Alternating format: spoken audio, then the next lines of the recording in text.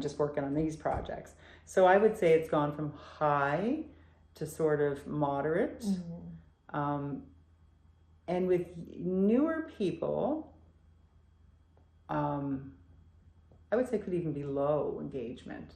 And low engagement to me could be described as just coming in, putting your jacket down, your lunch, working and leaving. That's it. They're not seeing, the younger people are not seeing the value in relationships in the office. Yeah. What do you think could be the reason why they just don't care?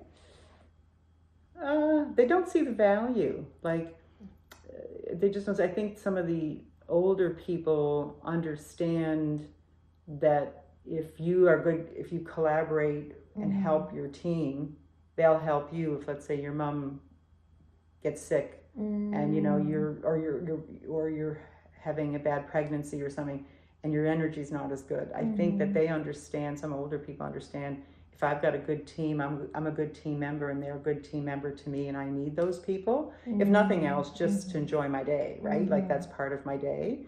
Whereas I think the younger people, and that could be anywhere from really 22 to sort of 35. The millennials. Yeah, they don't see the value. Yeah, I think it also has the reason, or it's also has something with related to their generation. Yes, yeah. But they really, like, they just, if they get a break, they just as soon go on their social media than to talk to you or I, right? Yeah, just go there, work, leave, that's it. That's it. And what I think what's missing is a reference if you want to go work somewhere. This is really big in Canada, have a references, right? Particularly as you move up the ladder. I think they're missing that. I think they're missing the learning and the mentoring and the coaching that you get from working with anybody. You always can learn, so they're in isolation, really. And so that's definitely different since COVID. Yeah, it's very it's very easy for especially the new generation working in the office, talk to somebody else older than them with more experience than them because they learned. And the pandemic time, they got nothing to talk to. Yeah, exactly.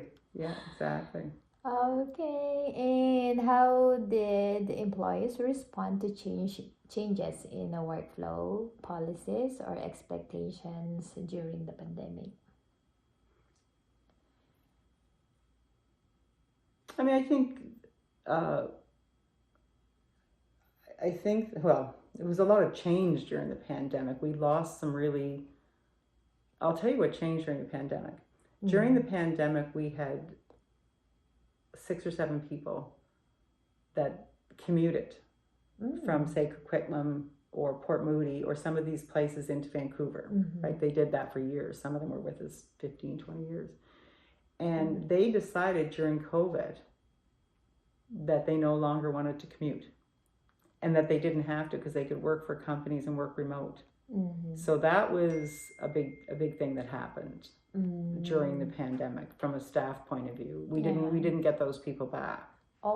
So it's either you let them work from home, and unfortunately my boss didn't understand that that's where it was kind of going. If she had have understood that, she may have said, well, hold on a second, but some of them you couldn't work from home. One of them was an office manager, and like there's just certain positions you really need to be in the office.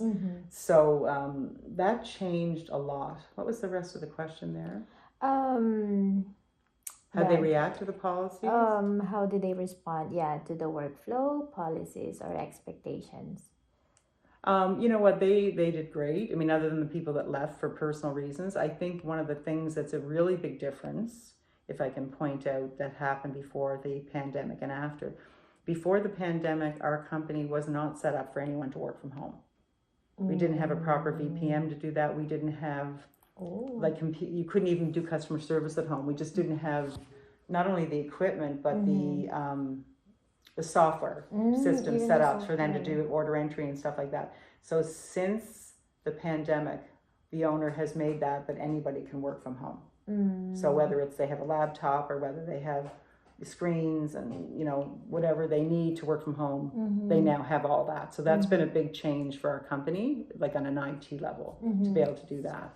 Yeah, so when people know everything can be done Exactly. in your house, so they no longer want to go back. Yeah, exactly. And they can find enough employers Yeah. that are okay with that. Are Again, a remote. lot of employers have developed tools where they know their job is being done, and they don't Yeah. don't even necessarily care. Like, let's say somebody, I don't know, has to leave at 4 o'clock or something one day or whatnot. You know, the night before they may have worked till 7. So the employee is finding a way to get it done. Do you know what I mean? They're finding a way to get it done. Yeah. They're like, I think I've experienced that before. Like, they say, oh, when your screen is like popping up something, they said they are monitoring what you're doing, what's in your screen, like that. We don't do that. You don't. No, do that. we don't do that. I think the owners think that's personal privacy thing. Yeah, but I can see why some people do that, but we don't do anything like that. Yeah. Next is what kind of support, emotional or technical, logistic, whatever support you've offered or the company offered to help employees through the transition. Of the pandemic, Yeah. I would say, well, our health plan does Health. have like you know, you call in to talk to like a therapist, I guess. And they Oh, yeah. they had that in the health plan, and they were encouraged to take use of that. Oh, yeah. So that's like in a health kind of Yeah, support. like our medical plan, like our company medical plan had that, and that was, and you know, we did have human resources, you know, as well. It's a smaller company, so the human resource person does more than just human resources. In your opinion, what was the most successful organizational change made during the pandemic? I would say the whole thing about like IT, well, IT, the whole thing about being able to work from anywhere. That we invested in that system, and I think that was the smartest thing that we did. To continue the business. Yeah. Yeah. And about the leadership practices, how did the leadership handle performance feedback and recognition before and after the pandemic? I would say before the pandemic, it was taken quite seriously. I would say after the pandemic, there's not this accountability thing. It's just not the same. Oh, like for the staff level? Yeah, at the staff level. Less accountable? They want to be less accountable. Yeah. And so how would it, because it probably will be affecting their incentives, right?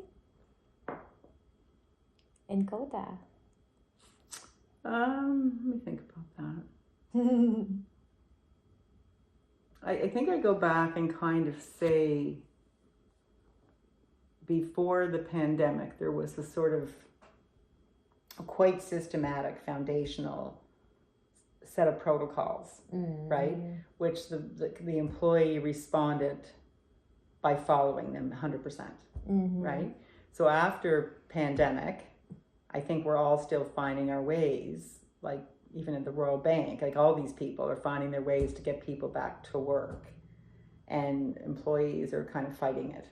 They're fighting this. Why should I be in there 5 days a week, right? And they're also fighting things like, if I want to take a long weekend and I live an hour and a half away from the office, why would I want to come in, take till 7 o'clock at night to get home, when I could just work from home that Friday and really enjoy my life and leave at 5 o'clock, you know what I mean, and go to the lake or something. So there's, I don't know if it's less accountability. I think, you know what it is, employees have just become very common sense. Like before, they would have never questioned that. Yeah, like I have to do the work. That's it, regardless of the vicinity, like that. But now they have to take care more of themselves in the work-life balance. Yes, exactly. Well, it's in many ways, it's like they're looking and going, well, that doesn't make sense for me to get all dressed, go in an hour and a half to do something I could do at my house and be happier, you know, and I don't have to struggle with parking and traffic, and you know, if it rains that day, then it's worse traffic. So they've become quite common sense, Yeah. And very much this loyalty thing has been drifting for a long time, but I think it's definitely, they'll only work for a company if it makes sense. Yeah, but for the people like been a consistent performer, like there's no problem with them letting them work. No, again, it goes back to some people did it anyway as part of their job, kind of before, but just, you have to do it. It goes back to the same thing, is we make a plan, you do what we say, we both agree to on the plan. You try not to change it very much because then it upsets the workflow. You stick to that, you have an accountability if you're trackables or whatever. And if you can kind of stick to that and take a reasonable amount of sick days. This is the other thing, when people are starting to take a sick day a month and stuff, people are like, but this other employee is never sick.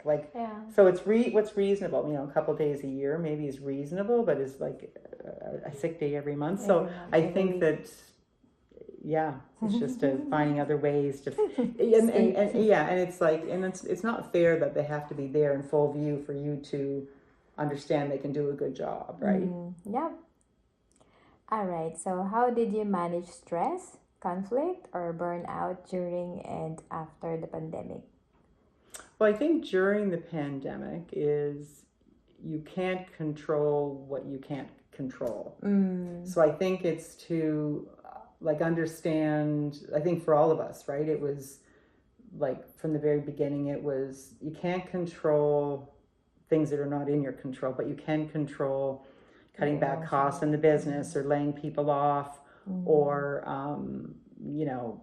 finding other ways to keep your company going. So initially it was, control the controllables, but to, try not to take in the worry of the uncontrollables, right? So I think there was a conscious effort there.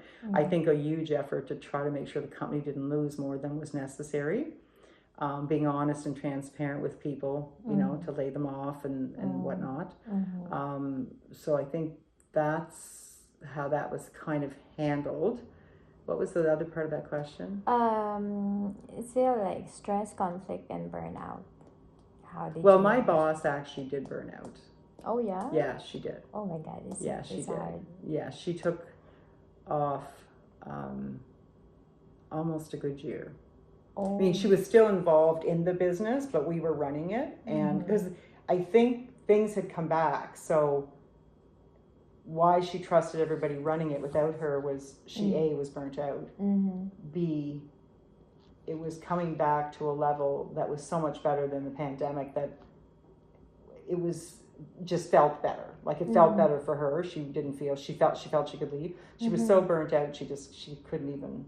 Oh my God. Yeah. How does it feel? Like normally it's the people under you feeling burnout. You do like motivation, pep talk with them, encourage them. But how is it when somebody upper higher than you has? Well, I think it has a problem? detrimental effect because I think people see how scared she is or how burnt out she is, and really in some ways you're having to parent her and calm her down. So, but she recognized that, so she kind of left the business for a year. Now she was very involved. She still Zoomed and we had key meetings with her and stuff like that, but she was on a beach. She was in France or somewhere, so she needed to do that to take on the next part of the business. But she was good with the staff in the sense that like she's very pragmatic and very much a realist, and so she tried to help where she could. We all tried to help everybody where we could, and we'll get through this together. We're a team, and a lot of the team did stay. The only ones I was telling you about, the ones that were far away, were like, I'm not going to take another job that takes me an hour and a half to get to work, sort of thing. So, but she actually did. I don't even know if I would call it burnout. It was. I just think financially it was such a worry for her. To go all of a sudden from shipping. $1 million a month to shipping nothing, and you're still paying for all the buildings and all that kind of stuff, right? Yeah. So, how did senior leader maintain alignment, trust, and motivation across the company during the time of uncertainty? I think there was just like the regular meetings, regular meetings, right? Yeah. So, here's what's going on. Transparency. Transparency, regular meetings, Mm-hmm. clarity. Mm. I think good leadership in the sense that people just needed to hear something. There was a weekly check-in, Mm-hmm. like, because at one point people were just home because there was nothing to do. Mm-hmm. And I just keeping lines of communication open. You know, if somebody wanted to talk, then they were given the opportunity to talk. And like I said, they offered up that health benefit. Mhm. There's people to talk to. Mhm. You know, there was a lot of, I don't know if you recall, but there was a lot of, you couldn't even get a therapist during COVID. You couldn't even, Oh so my. if you weren't already enrolled in a program or had a therapist, you had a problem. Oh my. Yeah. So we were lucky because this was part of our program anyway. Yeah. So how is it like they're doing the monthly or the regular updates or alignment from the upper management down to the Yeah. staff level? Yeah. Okay, so everybody is aware what's happening, what's going on. Yeah, and those were to the done value. pretty much at that stage, I think Zoom was just starting. So initially it would have been telephone calls, like a conference call. And then it went to sort of Zoom, because Zoom got kind of developed during that time. So, and everybody would just, here's what's going on. And now I will say in Vancouver, because of the outdoor environment, it's warmer and stuff, right? So, whereas in Toronto, you weren't allowed to go into an office, or Quebec, you couldn't go into an office, out there, they were allowed, because it was, I can't explain it to you, it was almost like, I don't know if you probably didn't watch because you probably weren't even here, but the person that was the Minister of Health out there, she really worked BC really well. There was like less cases, less people being emergent. And I think a lot of it because people could be outdoors. They could actually have lunch outdoors. Even, I remember going out there in November at one point, and we had coffee outside. I mean, you'd never have, it was November or December, we had coffee outside. It was very pleasant. So I think the weather helped with that. I think. Yeah. But no, it's just keeping everybody in the loop, and yeah. So before the pandemic, you were living in Vancouver too? No, I was here. You're here. Yeah, and then I was hired just before the pandemic, and was out there in an Airbnb. You know, I'd be like 1 month there, a month and a half back here, a month there, back and forth, and I would just stay out there when I was there. So. I see. Second to the last question, was there a noticeable change in leadership priorities after the pandemic? Like digital transformation, employee well-being, cost control? I would say that, well, there was the whole IT, make sure everybody could work from home.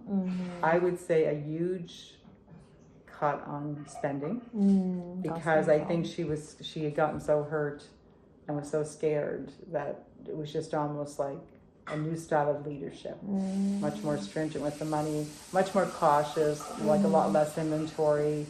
Like it was like everything got thought about, because she lost a fair amount of money in the situation, right? So that would have happened. Cautiousness, the money, the pulling back, I would say, not as many employees, more employees doing different jobs in the same job, that kind of thing. I think that would be the biggest thing. And if another crisis were to happen, what would you expect leaders at both the micro and macro levels to do differently? That's a good question.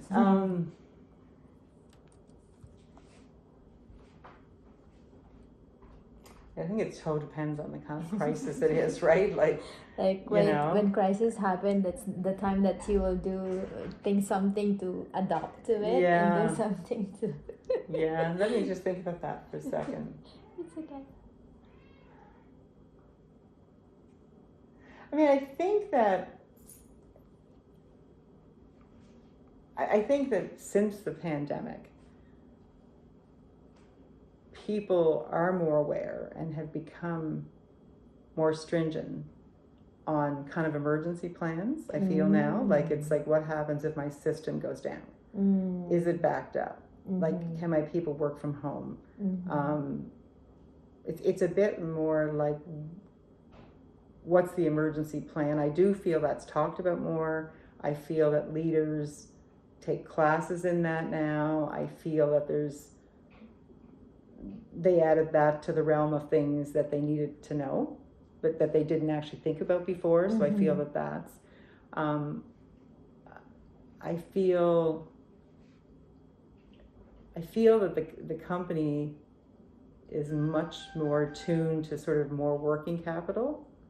You know, you can't, you certainly can't be going by a string, like it's just a tight cash flow, because you just wouldn't be able to sustain yourself. So I think there's something there. Yeah, that's, I don't know if there's anything else. Just certainly much more of an awareness, and the digital part, like that we transformed digitally for sure, 100%. That was the biggest thing that came out of this, I would say. To work from anywhere, to do anything, to be able to pivot quickly. Yeah, and I think hire employees that in many ways are quite flexible, and I see a move towards employee hires that are quite compatible digitally. Like it's not just employees that can show up, but they know how to digitally use things properly, computers and things like that. Yeah, I got it. I've got a lot of things that I've learned just today. No, good. Thank you, Barb. Yeah, That's no, all I'm the just trying to think of it. If questions I think of have for anything you. else while you're here today, It's okay. I'll write them down. I've got like quite a few Zoom calls and stuff, but I'll write them down because there might be something else that kind of comes up. Like something that you can prepare on. Yeah, if I think of something, because yours is more like, I'm just trying to think if anything else has changed.